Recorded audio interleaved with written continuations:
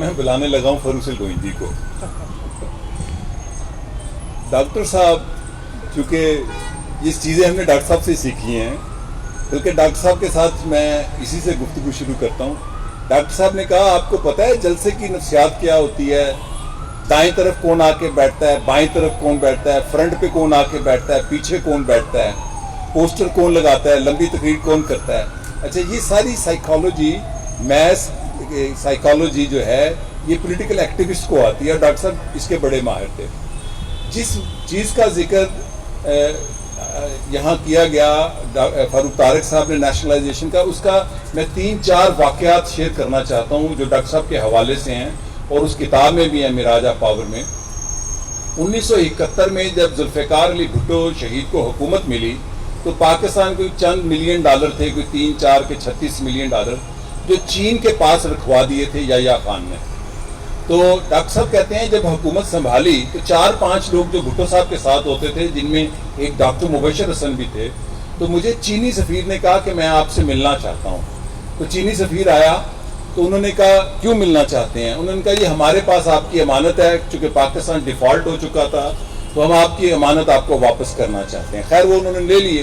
اس کے بعد world bank کا پریزیڈنٹ میکنامارا پاکستان آیا اور بڑے ایروگنٹ انداز سے ڈاکٹر صاحب کو کہتا ہے کہ آپ کی اکانومی فیل ہو گئی ہے، آپ کے اتنے ڈیوز ہیں، آپ کے ذمے اتنے پیسے ہیں. تو ڈاکٹر صاحب نے یہ واقعہ پورا لکھا ہوا موجود ہے.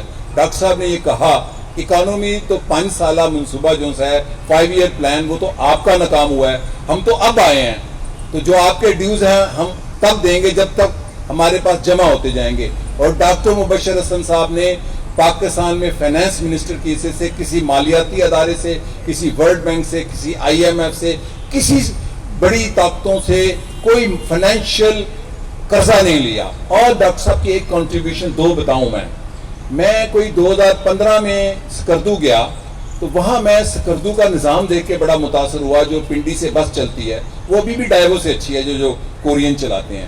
تو میں نے ڈاکٹر صاحب کو کہا کہ آپ بڑے کام کرتے تھے اور مجھے اکثر سناتے ہیں. تو ڈاکٹر صاحب نے کہا کہ پتہ نہیں میں 28 دن میری زندگی کے وزارت کے سب سے اہم ہیں. جب میں ناردرن ایریا میں رہا تو میں نے ناردرن ایریا کے مختلف کوئی 2.5 درجن منصوبے بنائے کہ یہاں ریڈیو اسٹیشن کھول دو، یہاں پیٹرول پمپ بنا دو، سڑکیں نہیں ہیں تو پیٹرول پمپ بنا دو، بس چلا دو. وہ بس ابھی بھی چلتی ہے. تو میری زندگی کا سب سے بڑی جو اچیومنٹ ہے وہ ہے.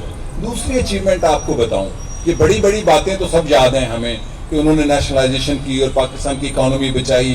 اور جو اکنامک سروے آف پاکستان ہے 1981-2 کا، ڈاکٹر صاحب کے بقولوں میرے پاس پڑھا ہے کہ پاکستان 1977 میں 77 تک اس سطح پر پہنچ گیا تھا کہ پاورٹی جو رک گئی تھی، یعنی کہ جو پاورٹی کی لائن تھی وہ رک گئی تھی بجائے مزید بڑھنے کے. اور اس کی وجہ وہی نیشنلائزیشن، وہی ریفارم تھی. اور ڈاکٹر صاحب اکثر ایک جملہ بولتے تھے، یہ حرامزادہ ضیاء الحق بڑا منحوس، یہ بڑا خوش قسمت ہے. میں نے کہا جی کیوں؟ بھی 550 فیتے وہ اس نے کاٹے جو ہم نے منصوبے بنائے، تو وہ بھی بینیفیشری ہوا 2-3 سال. لیکن ایک منصوبہ میں آپ کو بتاؤں، کیونکہ ڈاکٹر صاحب انجینئر تھے، ہائیڈرولک انجینئر تھے، لیکن انہوں نے نیسپاک بنائی. نیسپاک کے بلینز ڈالر کے پروجیکٹ، یہ جو ہم فلائی اوور بنواتے ہیں نا ترکوں سے، اور انڈر پاس بنواتے ہیں کسی فلاں کمپنی سے، تہران کے فلائی اوور نیسپاک نے بنائے، عراق کے فلائی اوور نیسپاک نے بنائے، نیسپاک نے بحرین اور قطر کئی ممالک میں ایئرپورٹ بنائے. آج بھی پاکستان کی جو بڑی ملٹی نیشنل کمپنیز میں بلین ڈالرز کا آج اس کی پڑے سائٹ اپنی اچیومنٹ پاکستان کی اور ڈاکٹر مبشر حسن کی اور ذوالفقار علی بھٹو کی، وہ نیسپاک ہے. اب میں 2-4 باتیں، میں نے ڈاکٹر صاحب سے اختلاف بھی بہت کیا ہے، کیونکہ وہ اختلاف کا حق دیتے تھے، وہ اختلاف کا حق دیتے تھے، سننے کا حق دیتے تھے. اور میرا اتنا تلخ اختلاف ہوا تھا جب میں نے پاکستان پیپلز پارٹی شہید بھٹو چھوڑی کہ سینٹرل کمیٹی میں ایک دفعہ سناٹا چھا گیا. انہوں نے کوئی آرگومنٹ دی، میں نے ان کو جواب دیا، انہوں نے بات کی، میں نے جواب دیا، اور ہماری بول چال بند ہو گئی. لیکن جب بول چال بند ہوئی، تقریبات میں جاتے تھے تو ایک دن میرے پاس چائے کا کپ پکڑ کے کہتے ہیں مجھے ڈاکٹر مبشر حسن کہتے ہیں ٹائم مل سکتا ہے؟ میں نے کہا جی میں حاضر ہو جاتا ہوں. یہ تھی ڈاکٹر مبشر حسن. ان کو میں مین آف ڈیموکریسی کہتا ہوں. وہ ڈیموکریسی डॉक्टर मुबशर हसन या इन जैसे लोगों की नजदीक वोट डालना नहीं था। और कुछ ऐसी बातें हैं जो मैं अपनी किताब लिखना चाहता हूँ।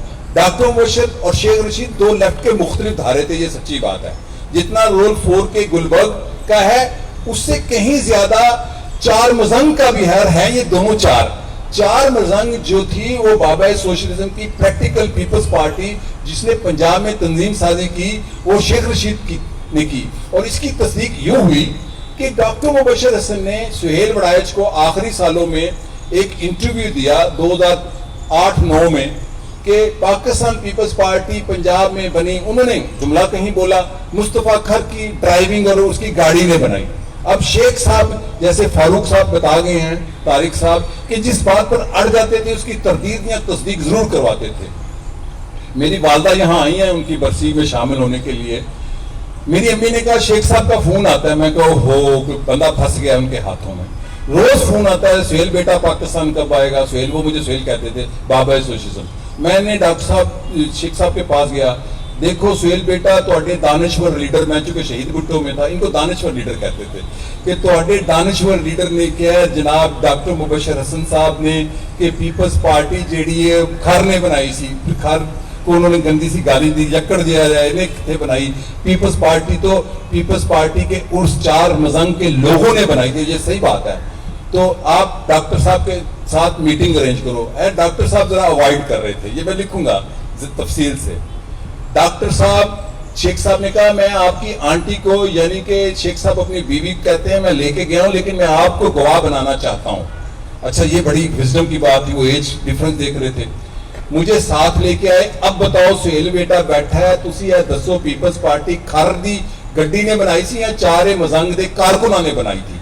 तो ये जो हकायक हैं ये बड़े अहम होते हैं, कई दफा ग्लोरीफाई होके या वो खुर्च कर भी खराब हो जाते हैं। फिर एक हकीकत कुछ ऐसे वाकयात हैं कि 2002 में एक अलायंस बना था जिसमें एस्टैब्लिशमेंट प्रमोट करती थी मिल्लत पार्टी को, तहरीक इंसाफ को, कादरी को, शेरपा को, और उनका ज्यादा ख्वाहिश थी चूंकि पीपल्स पार्टी शहीद भुट्टो एक बड़ी पार्टी थी कि पीपल्स पार्टी शहीद भुट्टो को भी शामिल किया जाए। हमारे मुज़ाकरात होते थे अधूरे से, फिर हम उसमें उठाते थे, लेकिन हम उस अलायंस में नहीं आए।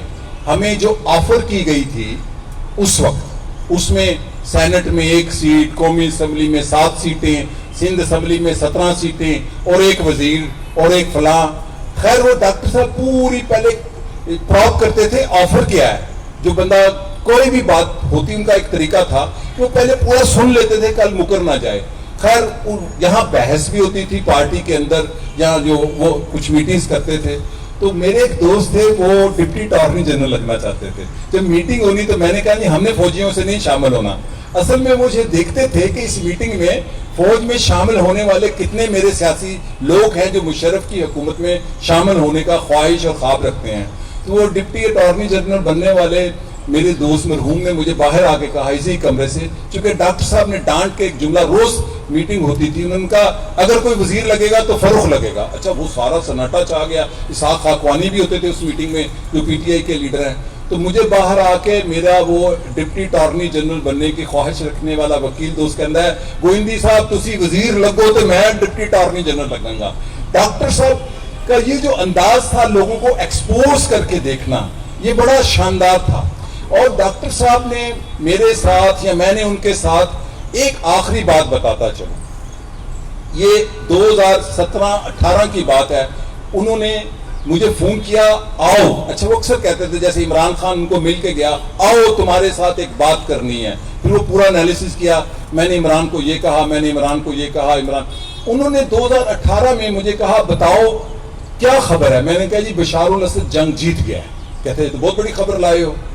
मैंने कहा हाँ जी, ये मुझे ब्रीफ करो कैसे जंग जीता है। मैंने कहा जी अमेरिका का एजेंडा, दाश का एजेंडा शिकस्त खा गए हैं। वो जो भी था पूरे रीजन में पहली जंग है जो टेररिस्ट ने हारी है और उसकी ये रीजन है, रूस का रोल है, चीन का रोल है और फलां। उसके बाद फिर कुछ 2-3 महीने बाद मुझे फोन आता है और मुझे उन्होंने अपना वो जो स्कूल कॉलेजेस में हम जिसके ऊपर पर्चा दिया करते थे वो फटा रखा होता था, मुझे उन्हीं से आदत पड़ी है।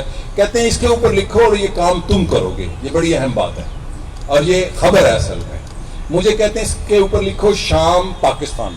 جیسے استاد میں نے لکھا شام پاکستان، تم یہ کام کر سکتے ہو. میں نے کہا جی لکھ لیا. تم نے یہ پاکستان اور بشار الاسد کی دوستی کروانی ہے، پاکستان کو انڈر ایسٹیمیٹ نہ کرو. میں نے کہا جی وہ میں کیسے کروا بھی تم کر سکتے ہو. خیر انہوں نے وہ میں لکھوں گا. انہوں نے جو مجھے مشورہ دیا میں نے کہا اچھا میں اس میں پس منظر، چونکہ وہ ٹریک ٹو ڈپلومیسی کے ایکسپرٹ تھے اور اتفاق سے میرا یہ سبجیکٹ ہے جو میں نے ہائر اسٹڈیز پڑھی ہوئی ہے، ملٹی ٹریک ڈپلومیسی اور ٹریک ٹو امریکہ سے پڑھ کے آیا تھا، کہ تم ان لوگوں کو خلائی مخلوق کا کسی طرح رابطہ کروا دو. خیر وہ رابطہ ہو چکا ہے. میرے دوست ہیں ان کا نام میں لے لیتا ہوں، کمال عالم. وہ پاکستان کا ایک بریلینٹ انٹلیکچوئل پروفیسر ہے اور انگلینڈ میں پڑھاتے ہیں اور بشار الاسد کے بہت قریبی نوجوان ہیں. افغانستان پہ ان کی پی ایچ ڈی ہے. ایم عالم کا بھتیجا ہے لیکن بالکل پروگریسو نوجوان ہے. میں نے اس سے بات کی کہ آپ کو یہ بھی اب کنٹری ہیڈ بلاتا ہے یا آپ کا پاکستان کا جو ہے جس کو لوگ ملنے کی خواہش کرتے ہیں، تو آپ یہ کام کریں، میں اس میں نہیں آؤں گا. مجھے اس نے 3-4 مہینے پہلے کہا کہ فروخ بھائی جو آپ نے کام کہا تھا سیریا پاکستان کے تعلقات بیک ڈور ڈپلومیسی، میں نے کہا یہ تو ڈاکٹر مبشر کی خواہش تھی، میں نے تو کنوے کیا آپ تک، ان کو تو آپ کا نہیں تھا پتا، مجھے پتا تھا آپ کر سکتے ہیں. تو کمال عالم نے بشار الاسد کے ساتھ بیک ڈور ڈپلومیسی کرتے ہوئے پاکستان کے پالیسی میکرز جو ہیں ان کی ہائی لیول پر میٹنگ کروا دی. چونکہ ڈاکٹر صاحب کہتے تھے پاکستان بڑا اہم ملک ہے، اس کو انڈر ایسٹیمیٹ نہ کرو. ڈاکٹر صاحب کی کئی باتیں بالکل یوٹوپین لگتی تھیں لیکن ڈاکٹر صاحب اتنے پریکٹیکل تھے، اتنے عملی آدمی. جیسے میں نے شروع میں کہا کہ ان کو یہ بھی پتا تھا کہ سب سے پیچھے کون آ کے بیٹھتا ہے، سب سے پہلے کون جاتا ہے. وہ سیاست کو عام آدمی کی زندگی میں رہ کر کرتے تھے. اور اگر ڈاکٹر صاحب کی برسی ہو، ان کا ذکر ہو، اس گھر میں پاکستان پیپلز پارٹی بننے کا ذکر نہ ہو. سردار ہمایوں بھی تشریف لائے ہیں، ان کے بھائی ہیں سردار مظہر علی خان جو ذوالفقار علی بھٹو کے ان ساتھیوں میں سے ہیں جنہوں نے 77 کے بعد ایک بڑی جدوجہد کی. یہ وہ گھر ہے جہاں پاکستان پیپلز پارٹی بنی. 220 کے کتنے نمائندے تھے، یہ وہ لان ہے. اور پاکستان پیپلز پارٹی کے بارے میں جو دنیا میں ریسرچ ہوئی ہے ویسٹرن انسٹیٹیوشن میں کہ ساؤتھ ایشیا کا سب سے ریڈیکل مینیفیسٹو، میرے سے لوگ آج بھی پوچھتے ہیں پاکستان کیسے تبدیل ہو سکتا ہے. پاکستان میں کہتا ہوں تبدیل ہو سکتا ہے جو پاکستان پیپلز پارٹی کا فنڈامنٹل ڈاکومنٹ ہے جس کو بنانے میں جے رحیم، ڈاکٹر مبشر حسن، حنیف رامے، شیخ رشید اور اس ساری کمیٹی نے کام کیا اور یہاں یہ پارٹی بنی. اور یہ وہ مینیفیسٹو ہے جو آج بھی اس کی آج کے حالات سے تشریح کر کے پاکستان کو بدلا جا سکتا ہے. ڈاکٹر مبشر حسن اتنے انیشیٹو والے تھے، اتنے اسرٹیو تھے کہ ابھی بھی جب وہ بالکل بستر پر تھے تو میں جب آتا تھا تو کہتے تھے ایک جملہ، بتاؤ کیا کیا کارنامے کر کے آئے ہو، تو میں کارناموں کی لسٹ بناتا تھا. پھر پوچھتے کتابیں بک رہی ہیں، یہ گھٹیا لوگ کتابیں خرید رہے ہیں، کیونکہ وہ بڑے نقاد بھی تھے. میں کہا جی ہاں بس زیادہ نہیں آخری مہینوں کی، بلکہ آخری محفل جو ہوئی میں کوئی بات کر رہا تھا تو ایک دو دوست ذرا وہ آئے ہوئے تھے تو وہ نکلنے لگے. بیٹھ جاؤ پہلے فروخ کی بات سنو جو میں نے اس سے سوال کیا ہے. ڈاکٹر صاحب برابر پر آ کر ہر انسان کو عزت دینے والے اور اس کی فکری بنیاد پر اس کے سطح پر آ کے بات کرتے تھے. ڈاکٹر مبشر حسن پاکستان کے اصول پرست ہی نہیں، ایماندار ہی نہیں. یہ ایمانداری کوئی چیز نہیں، عمران خان بھی شاید بڑا ایماندار ہو. ڈاکٹر صاحب بڑے پروفیشنل اسٹیٹسمین، لیڈر، پولیٹیشین اور سوشل انجینئر تھے. انہوں نے سوسائٹی میں جو بیج ڈالے ہیں، یا آج آپ کو 30% اسمبلیوں میں بلدیاتی الیکشن میں سیٹیں نظر آتی ہیں عورتوں کی، آج عورتوں کی تحریک اور طرح ہے. یہ اس کی بنیاد وہی گروپس ہیں. میں ان گروپس میں رہا ہوں، خورشید قصوری صاحب، صفدر صدیقی صاحب، معراج خالد، ڈاکٹر مبشر حسن اور محمود مرزا. میں ان کمیٹیوں کا رکن رہا ہوں جس کمیٹی نے یہ کہا کہ عورتوں کی سیٹیں مختص ہونی چاہیے. پھر یہ بات پھیلتی ہے نا، جیسے ڈیوولوشن کی بات کی، تو ڈاکٹر صاحب پاکستان میں فکر اور عمل کی ایک شاندار مثال ہیں.